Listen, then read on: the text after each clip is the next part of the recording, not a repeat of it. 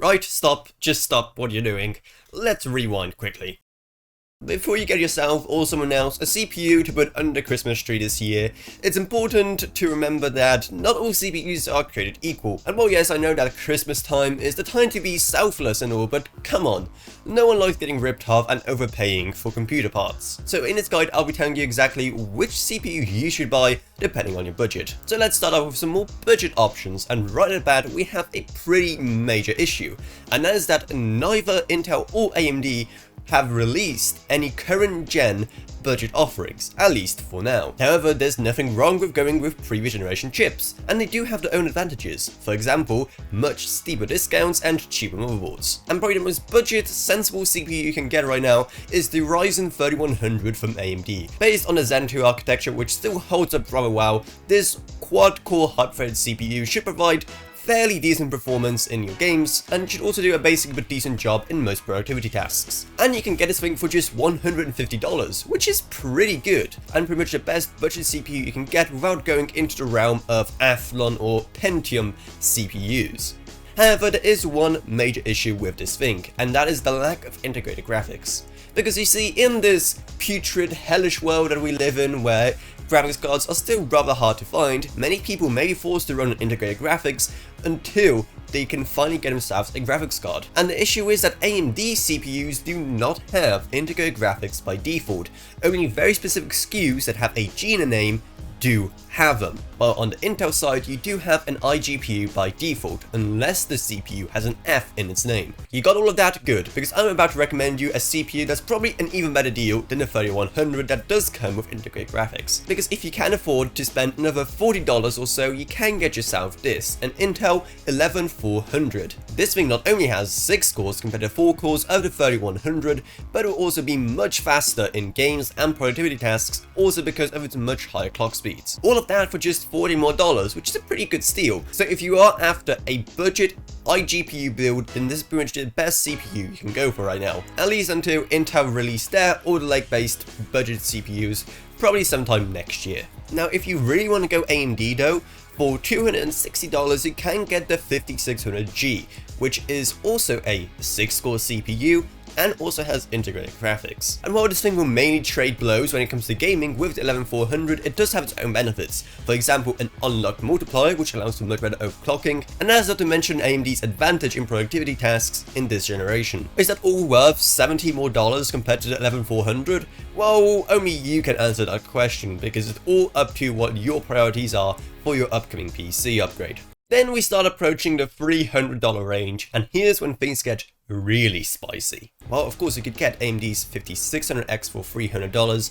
Of course the real winner here is the recently released Intel Alder Lake based 12600K CPU. It also costs $300, but is not only based on a much newer and faster architecture, it also has more cores. Well, okay, both CPUs have 6 of your standard cores, but the 12600K also has 4 of Intel's latest efficiency cores for 10 cores total. And the 12600K will absolutely destroy the 5600X when it comes to both gaming and even productivity, all for the same price. That makes the 12600K a really great deal right about now. Not to mention the fact it's also an unlocked CPU, which means that you can overclock it. Plus there's also the fact it has integrated graphics as well. And if you want to learn more exactly about how well this 12600K performs on its integrated graphics, and I have a whole video about that, it's going to be up in the iCards. And if you don't need integrated graphics, you can always go for the 12600KF, which will cost you a bit less. Now if you need more than just 6 cores, need integrated graphics, and are willing to pay a bit more, an argument could be made for the 5700G. For just $40 more than the 12600K,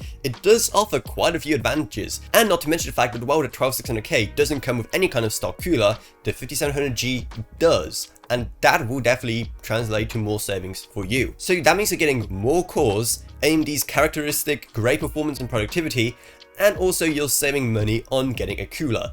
So for $40, it could definitely be worse. Moving into the $400 range, the first CPU to greet us here is the 5800X, which has seen some major discounts ever since the release of Intel's Alder Lake.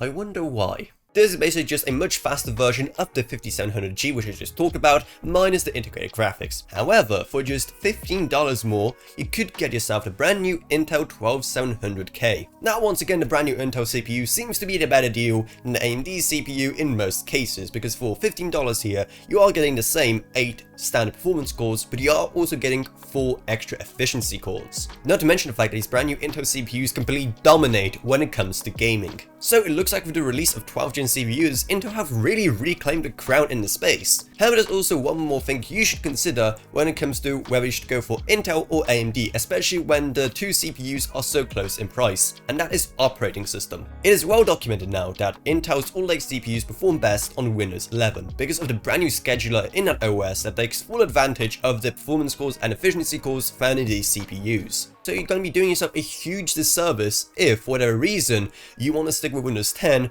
but still want to go with an Intel Alder Lake CPU. Now I get it, when it comes to things like software compatibility, many people may be staying on Windows 10 for a while until Windows 11 has all the features they may need. So that's something to look out for. If you are going Intel, then definitely upgrade to Windows 11. Moving into the $500 range, first we are greeted by the 5900X. This 12-core beast of a CPU can game, can render, can do pretty much everything you could need it to do.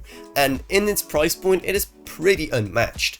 However, if you do want to spend a bit more, you can for the 12900K. And by a bit more, I mean $120 more. Yeah, the 12900K is definitely pretty expensive compared to the 5900X, which is its main competitor. And while once again the 12900K will beat the 5900X thoroughly when it comes to gaming, in productivity and things that require many cores, well, it's more of an even battle, because the 12900K has 8 performance cores and 12 efficiency cores compared to the 12 full-on performance cores on the 5900X. So if multi-core workloads that need as many cores as possible are your main area, then AMD chips in this region are still probably going to be your friend, especially if you want to upgrade all the way to the 5950X. That thing will set you back even more than the 500K, costing $670, but it comes with 16 cores, which is going to be more than enough for most sensible users. So hopefully with all of this information, you now know which CPU to buy for yourself. I mean, your friend, because of course you're buying the CPU for your friend, because you're so kind and giving, and you're not just doing it for yourself, right? Right? Man, actually imagine buying any of these CPUs you can get right now for a friend, but it's all just a scam to buy for yourself. Here you go. Merry Christmas, dude. Aw, thanks. You didn't have to. No way. Is this the brand new 12600K from Intel?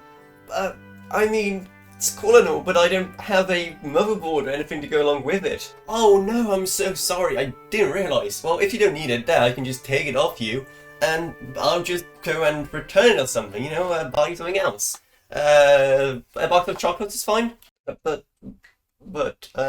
yeah, a happy birthday or whatever, bye. And if you do that, I just want you to know, I'm proud of you. But if you're still unsure of what CPU to get or need help choosing other components like motherboards or RAM to go with it, then make sure to pop into our Discord server, which is going to be down in the video description below. And if you want to buy any of these CPUs yourself, then make sure to use our Amazon Associates links down in the video description below or up in the iCards. And hey, while you're still here, maybe check out my merch store or maybe even my Patreon, because even if you give just $1 single a month, it truly goes a long way in helping out this channel and allows you to make way better videos, along with videos on way more interesting topics. And I'd also love to thank my existing patrons, Gavin Burns, Ryan, OKB, Meg Sumner, Shane Allcroft, Lansby, and Coming Edge Clothing. Thank you guys so much, support truly goes a long way. Down there you're going to find our social media links if you're interested in that, but anyway, that's what it is, so I hope you enjoy this video. If you did, then remember to subscribe, like, whatever, and I'll see you all in whatever I make next. Goodbye everyone, goodbye.